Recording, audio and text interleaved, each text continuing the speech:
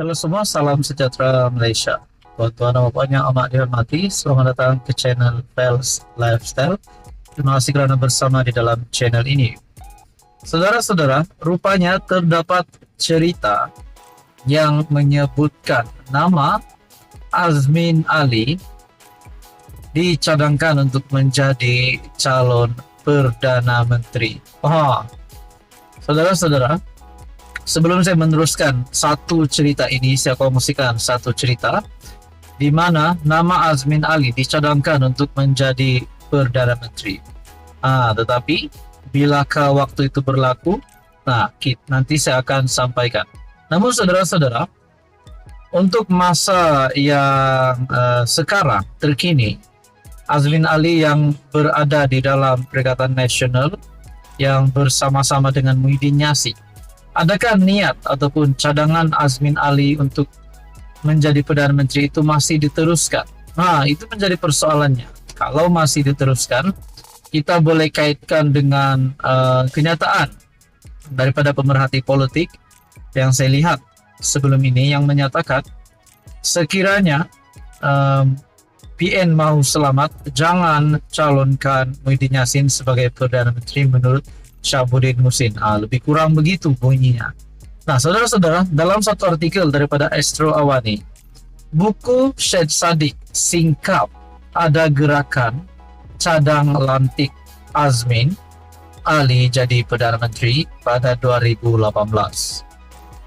Syed Saddiq mendedahkan dalam bukunya Jalan Tegak terdapat cadangan untuk menjadikan Datuk Seri Muhammad Azmin Ali sebagai Perdana Menteri pada tahun 2018. Jelas ahli Parlimen Muar itu, cadangan tersebut telah menyebabkan rasa tidak selesa Tun Dr. Mahathir yang ketika itu adalah pengerusi Pakatan Harapan. Apa pandangan daripada pihak Tun yang menyatakan ini adalah gerakan Azmin untuk membelakangkan Tun?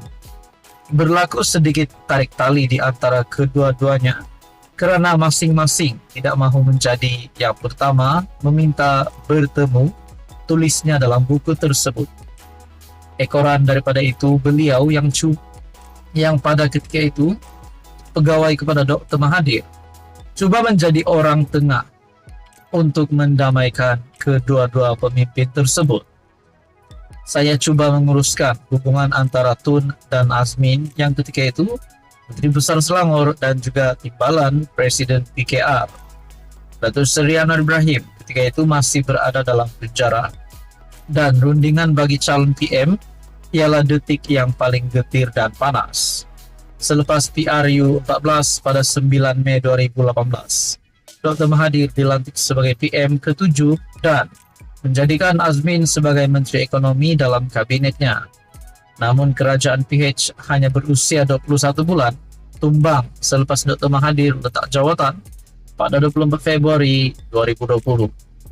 Pada 30 November 2020, Dr. Mahathir ada mengeluarkan kenyataan bahawa langkah Sheraton yang diatur Azmin untuk menghalang PH memerintah negara adalah bukti beliau juga bercita-cita ingin menjadi PM.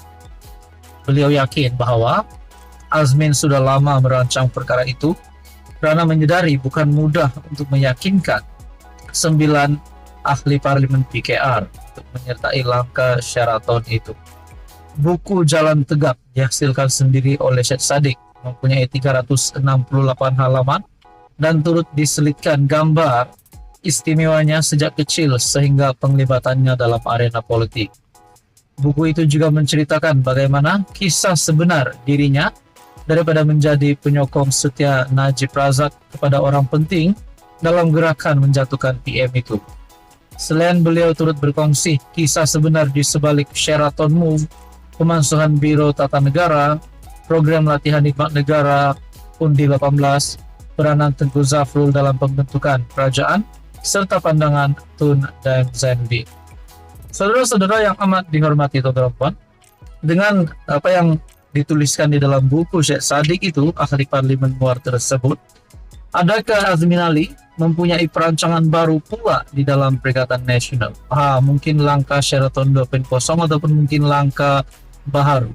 Jadi saudara-saudara, nampaknya ada cerita bahwa Azmin Ali pernah dicadangkan untuk menjadi Perdana Menteri semasa beliau bersama-sama di dalam Pakatan Harapan.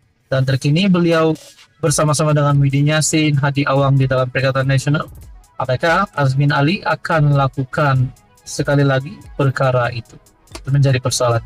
Jadi saudara-saudara, apa komen Anda? Sekian saja, teruskan bersama di dalam channel ini. Halo semua, salam sejahtera Malaysia, tuan-tuan dan bapak yang amat dihormati. Selamat datang ke channel Fels Lifestyle. Saudara-saudara, ini satu lagi tangkapan. Walaupun perkara ini ataupun tajuk artikel ini menyatakan di sini pegawai ditahan, saya boleh katakan ini adalah tangkapan karena mereka berjaya ditangkap ataupun terciduk kedapatan kantoi berkaitan dengan kes seleweng dana Kementerian Keuangan ataupun MOF. Akhirnya 2 pegawai kanan Badan Berkanun ditahan. Ini pasti satu tangkapan yang mengejutkan Kabinet Kerajaan Perpaduan, mengejutkan kepimpinan politik di seluruh Malaysia. Saudara-saudara, seringkali kita mendengar pengumuman-pengumuman daripada SPRM berkaitan dengan tangkapan, berkaitan dengan rasuah, bahkan Anwar Ibrahim sebagai PMX juga mahu jerung-jerung besar untuk ditangkap. Bukan sahaja jerung besar, tetapi mana-mana individu ataupun pihak yang terlibat dengan rasuah perlu ditangkap. Kes seleweng dana MOF, 2 pegawai kanan Badan Berkanun ditahan. Dana tersebut bagi suatu proyek pembangunan yang bernilai RM1.2 bilion menurut sumber. Suruhanjaya Pencegahan Rasuah Malaysia (SPRM) menahan 2 pegawai kanan Badan Berkanun dalam siasatan ke atas salah guna kuasa dan penyelewengan dana peruntukan pinjaman daripada Kementerian Keuangan MOF menurut sumber.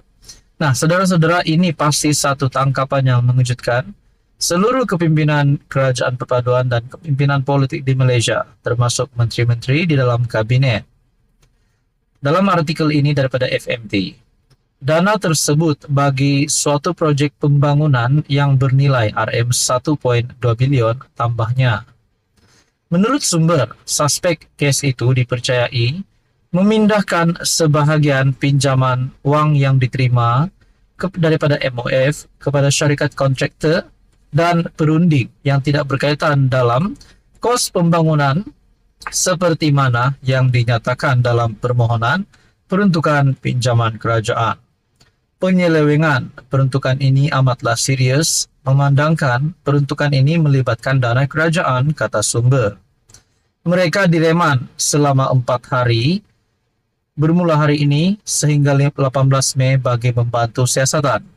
Pengarah kanan siasatan SPRM Hishamuddin Hasim ketika dihubungi mengesahkan penahanan mereka.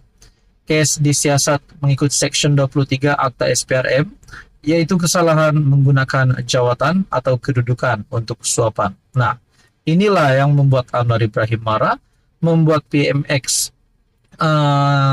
tidak suka dengan rasuah. Ini berlaku kerana melibatkan kesalahan menggunakan jawatan atau kedudukan untuk suapan. Nah, saudara-saudara, inilah sebab kenapa PMX mahu menangkap semua jerung-jerung perasuah di Malaysia supaya perkara ini dapat dihentikan.